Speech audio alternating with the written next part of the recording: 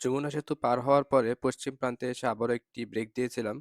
এই ব্রেক দেওয়ার উদ্দেশ্য নিজের বা বাইকের রেস না, ক্যামেরার মেমোরির ফুটেজগুলো প্রায় ভর্তি হয়ে যাচ্ছিল, তাই ল্যাপটপে একটু পার করে নিতেছিলাম এবং ব্যাটারিও প্রায় চার্জ শেষের দিকে ছিল, তাই ব্যাটারিটিও রিপ্লেস করে নিলাম এবং এই দ্বিতীয় ব্রেকটি শেষে আবারও যাত্রা শুরু করি উত্তরবঙ্গের উদ্দেশ্যে। সার্ভিস লেন থেকে উঠে পড়লাম প্রধান মহাসড়কে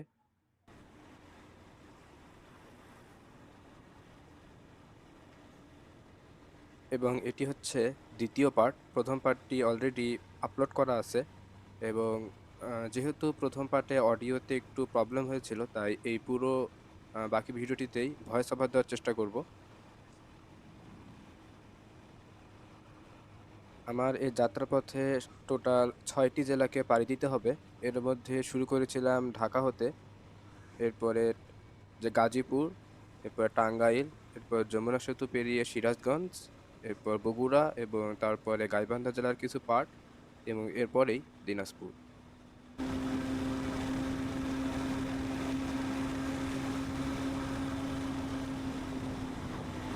যমুনা সেতু পার হওয়ার পর থেকেই যেন বাংলাদেশের এক ভিন্ন রূপ চোখে পড়তে শুরু করে। ঢাকার ব্যস্ততা আর কোলাহল ধীরে ধীরে পিছনে পড়ে যায়, আর সামনে খুলে যায় উত্তরবঙ্গের বিস্তীর্ণ প্রাকৃতিক দৃশ্য। এই রাস্তাটা বাংলাদেশের অন্যতম গুরুত্বপূর্ণ একটি মহাসড়ক, কারণ এই পথ দিয়ে মূলত ঢাকা থেকে উত্তরবঙ্গের প্রায় সব জেলাতেই যোগাযোগ করা হয়, যেমন বগুড়া, রংপুর, দিনাজপুর, ঠাকুরগাঁও কিংবা পঞ্চগড়। রাস্তার দুই পাশে চোখে পড়ে বিস্তীর্ণ সবুজ মাঠ, কৃষিজমি আর ছোট ছোট গ্রাম।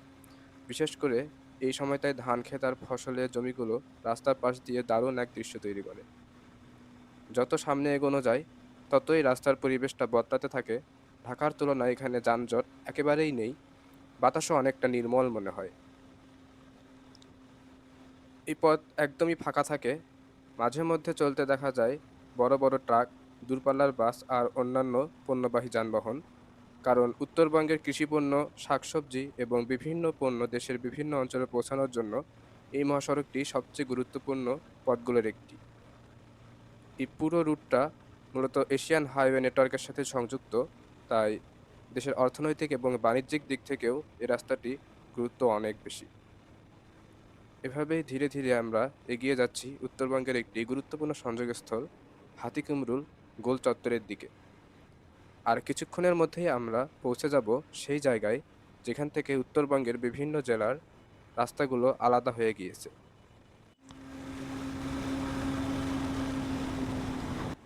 রাস্তাটা একদম ফাঁকা, চারপাশে খোলা প্রকৃতি আর সামনে লম্বা সোজা একটি হাইওয়ে। সত্যি বলতে এই রাস্তাটা এত সুন্দরভাবে তৈরি করা হয়েছে যে ড্রাইভিং করতেও বেশ আরাম লাগছে। আর সাথে আছে আমার হর্নেট। বাইকটার ইঞ্জিন এতটাই পাওয়ারফুল এবং স্মুথ যে স্পিড বাড়লেও তেমন একটা চাপ মনে হয় না। এই রাস্তায় চলতে চলতে কখন যে স্পিড 100 কিলোমিটার প্রতি ঘন্টার কাছাকাছি চলে গেছে সেটা যেন ঠিক বুঝতেই পারিনি। বাইকটা একদম স্মুথলি চলছিল আর সামনে ফাঁকা রাস্তা। ড্রাইভটা সত্যিই দারুণ উপভোগ করছিলাম। এভাবে একই গতিতে একদম আরাম করে আমি টানা এগিয়ে যেতে থাকি। চারপাশের খোলা মাঠ, হালকা বাতাস আর সুন্দর এই হাইওয়ে সব মিলিয়ে জার্নিটা সত্যিই উপভোগ করার মতো হয়ে উঠেছিল। আর দেখতে দেখতে খুব অল্প সময়ের মধ্যে আমরা পৌঁছে যাই হাতিকুমরুলের কাছাকাছি। তো আপনারা উপভোগ করুন এই সুন্দর রাস্তাটির কিছু মুহূর্ত।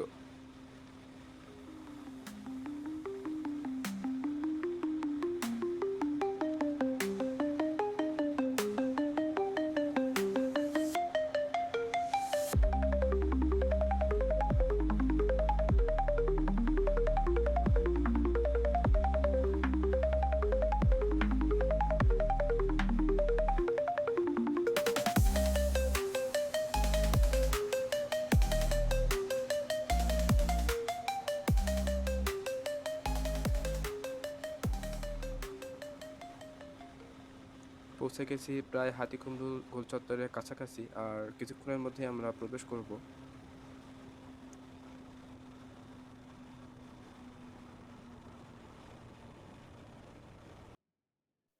এবার হাতিকুমরুল গোল চত্বরে প্রবেশ করে ফেললাম। বাংলাদেশের উত্তরবঙ্গের অন্যতম গুরুত্বপূর্ণ একটি সড়ক সংযোগস্থল হচ্ছে এই হাতিকুমরুল। এখান থেকে মূলত কয়েকটি গুরুত্বপূর্ণ মহাসড়ক বিভিন্ন জেলায় চলে গিয়েছে। একটি রাস্তা চলে গেছে বগুড়া ও রংপুরের দিকে, আরেকটি চলে গেছে নাটোর ও রাজশাহীর দিকে, আবার একটি রাস্তা গিয়ে সরাসরি সিরাজগঞ্জ হয়ে ঢাকার সাথে যোগাযোগ করা যায়। এ কারণে হাতিকুমরুলকে অনেক সময় উত্তরবঙ্গের প্রবেশদ্বার বলেও ডাকা হয়। এই গোল চত্বরটি আসলে একটি গোলকধাঁধার মতো। আপনি যদি ভুল করেও নিজ গন্তব্যের রুট বাদ দিয়ে অন্য কোনো রুটে ঢুকে পড়েন, তাহলে কিন্তু অনেকটা পথ ঘুরে এসে আপনাকে আবারও আপনার গন্তব্যের পথে উঠতে হবে। এবং এই গোল চত্বরটি কাজ এখনও আন্ডার কনস্ট্রাকশন অবস্থায় রয়েছে এবং কাজটি আসলে অনেক ধীর গতিতে চলছে। জানি না কবে পুরোপুরি বাস্তবায়ন হবে, কিন্তু বাস্তবায়ন হওয়ার পর এই গোল চত্বরটি হবে বাংলাদেশের অন্যতম একটি গুরুত্বপূর্ণ এবং বড় গোল চত্বর বা ইন্টারচেঞ্জ। এবং এই গোল চত্বরটির আর্কিটেকচারটি আপনারা যদি লক্ষ্য করেন, একটি স্টেডিয়ামের মতো পুরো গোল। আপনারা ইউটিউবে কিছু ড্রোন ভিউ দেখতে পাবেন সেখানে, অথবা ম্যাপে গিয়ে সার্চ করলেও দেখতে পাবেন যে হাতিকুমরুলটি পুরো গোলাকার একটি ফুটবল স্টেডিয়ামের শেপে বানানো হয়েছে।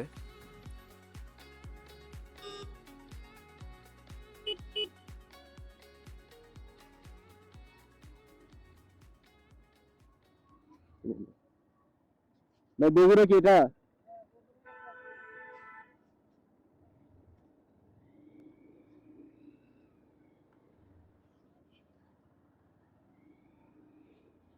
এখানে আসলে লাগতো না আমার কোনো কিছুই, কিন্তু অনেক কিছু চেঞ্জ করে ফেলছে কনস্ট্রাকশনের কাজের জন্য। আগে একদম সোজা রাস্তা ছিল, সোজা মানে অনেক ইজি ছিল, জাস্ট এসে ডান সাইডে ঘুরে যাওয়া। কিন্তু কত প্যাটার্নই রাস্তা করছে এখন, নিজে ভুলে গেছি কোন দিকে যাইতে হয় না হয়। এবং এরপর ঢাকা বগুড়া মহাসড়কে উঠে পড়লাম, মানে ঢাকা রংপুর মহাসড়ক। এবং যেমনটি বলছিলাম যে গোল চত্বরটি পুরোই গোলকধাঁধার মতো, রাস্তা হারিয়ে ফেললে খুঁজে পাওয়া মুশকিল। আমিও কিছুটা গুলিয়ে ফেলেছিলাম বগুড়া মহাসড়কটিকে। বিগত প্রায় ৩-৪টি পাম্পে রিজেকশন খাওয়ার পর আবারও একটি পাম্পের দেখা পাই, কিন্তু দুর্ভাগ্যক্রমে এই পাম্পটি থেকেও খালি হাতে ফিরে যেতে হয়।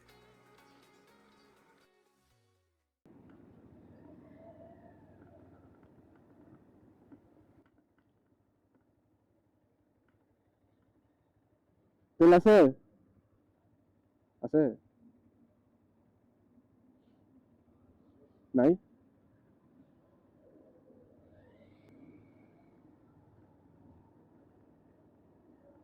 কি ব্যাপার, অবস্থা যদি এমন হয় তাহলে তো মুশকিল। এখন পর্যন্ত যতগুলো পাম্পে ঢুকেছিলাম প্রত্যেকটাতে খালি হাতে ফিরে আসতে হয়েছিল, কিন্তু সৌভাগ্যবশত আর মোটামুটি ২০-২৫ মিনিট রাইড করার পরে সামনে আরেকটি পাম্প পেয়ে যাই, যেখানে আমি অবশেষে অক্টেনের দেখা পাই।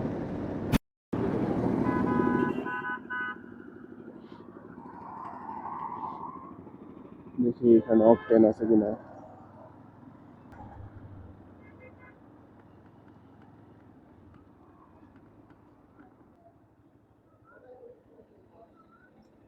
ভাই অকটেন আছে?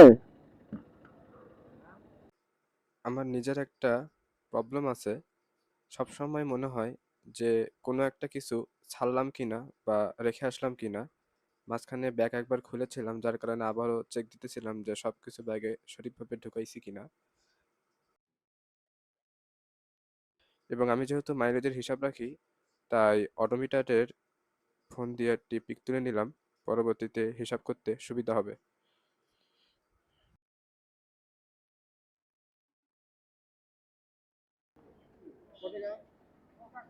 ফুল করে দেন একটু। বেশি যাবে না, ৩-৪ লিটার অল্প।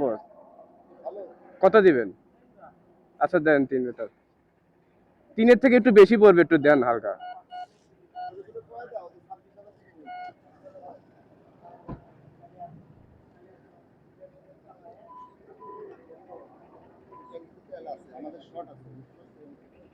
না যাবো অনেক দূর, ওই জন্য আর কি পাচ্ছি না অনেক। দিনাজপুর যাবো একদম। প্রায় 5-6টা জায়গায় ঢুকছি, একটা তো নাই।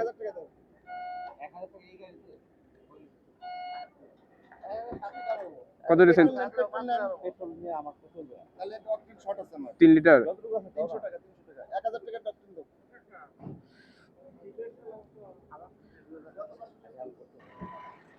আচ্ছা, টাকা।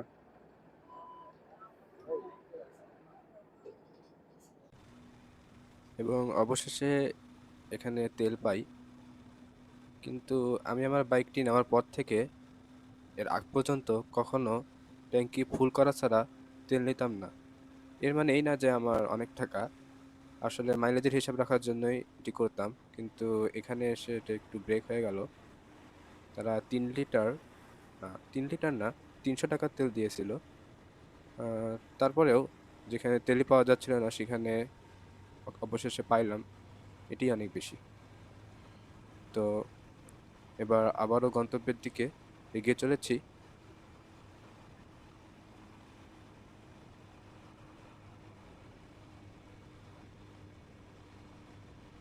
চলে আসি মির্জাপুরে, আর এর মাধ্যমেই প্রবেশ করে ফেলি বগুড়া জেলার মধ্যে।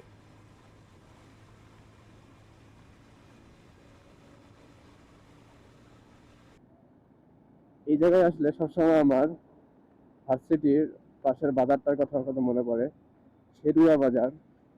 কিন্তু প্রথম দেখাতে যে কোনো জাবিয়ান এটাকে পড়বে গেরুয়া।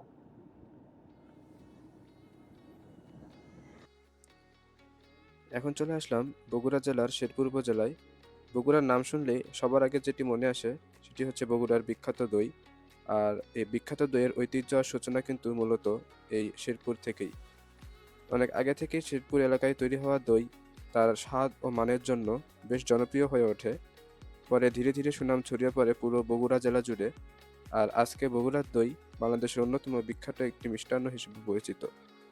তাই বলা যায় বগুড়ার দইয়ের ইতিহাসের সাথে শেরপুরের নামটি খুব গভীরভাবে জড়িয়ে আছে।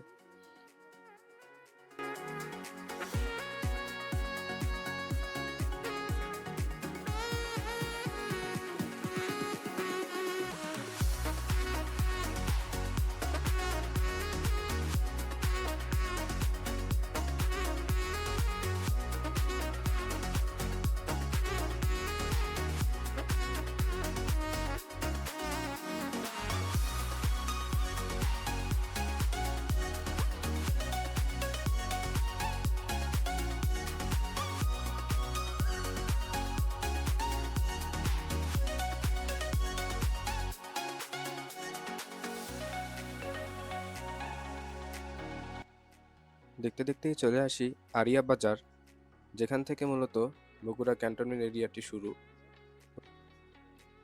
বগুড়ায় মূলত দুইটি ক্যান্টনমেন্ট, এর মধ্যে একটি মাঝিরা ক্যান্টনমেন্ট আর একটি জাহাঙ্গীরাবাদ ক্যান্টনমেন্ট।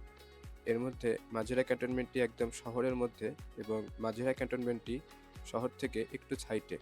এবং আমি এখন যেটির পাশ দিয়ে রাইড করছি সেটি মূলত মাঝিরা ক্যান্টনমেন্ট। আমার হাতের ঠিক বাম পাশেই ক্যান্টনমেন্ট এরিয়া টোটাল। এবং এই পুরো ক্যান্টনমেন্ট এরিয়াটি টোটাল 3টি ভাগে বিভক্ত: এ ব্লক, বি ব্লক এবং সি ব্লক। এর মধ্যে এই এরিয়াটি সি ব্লক নামে পরিচিত এবং সামনেই রয়েছে বি ব্লক, যেখানে মূলত Bogura cantonment public school and college অবস্থিত, যেখানে আমি টোটাল 2 বছর ছিলাম এবং আমার কলেজ ছিল Bogura cantonment public school and college. এবং এ ব্লকটি মূলত মাঝিরা, কিন্তু সেটি এ ব্লকের থেকেই মাঝিরা নামেই বেশি পরিচিত। এই যে হাতের ডান পাশে যে জায়গাগুলো দেখতে পাচ্ছেন, এখানে আমি থাকতাম, এখানে আমার মেস ছিল। কিন্তু এতদিন পরে আসলে এই জায়গাটিকে চিনতে পারতেছি না, কারণ আমি যখন থাকতাম তখন এটি ছিল কোনো 6 লেনের রোড ছিল না, ছিল একটি জাস্ট 2 লেনের ওয়ান ওয়ে রোড। একই রাস্তা দিয়েই যানবাহন যেত এবং আসতো। এবং হাতে ঠিক বাম পাশে যে বিল্ডিংটি দেখতে পাচ্ছেন এটি হচ্ছে আর্মিদের মেডিকেল কলেজ।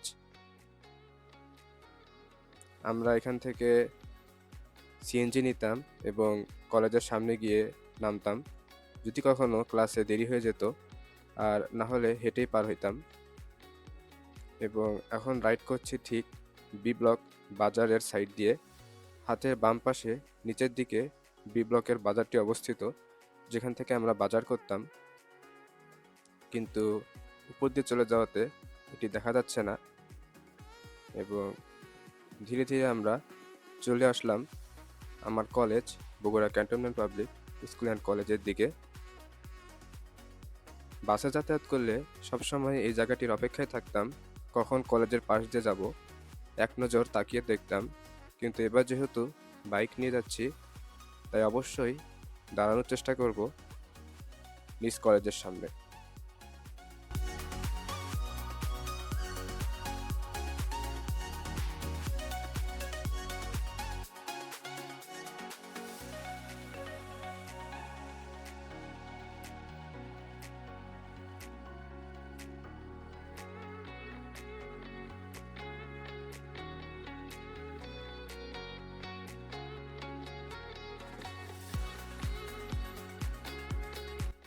এবং এটি আমার কলেজ। হাতের সামনে যেটি দেখা যাচ্ছে এটি কিন্তু কলেজ না, এটি স্কুল ভবন। এবং ওই দূরে পিছনের দিকে আমার কলেজ ভবনটি অবস্থিত।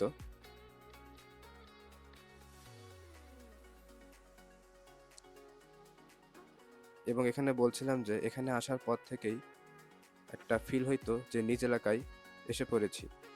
মানে বগুড়াতে প্রবেশ করার মাধ্যমেই একদম নিজের এলাকা, নিজের বাসা, পুরো রোডটাই যেন একদম নিজের মুখস্থ। কারণ বগুড়াতে সেই ছোটবেলা থেকেই অনেকবার যাতায়াত করা হয়েছে, যার কারণে বগুড়ায় আসা মানেই নিজ বাসায় পৌঁছে গেছি বলে একটা ফিল হইতো।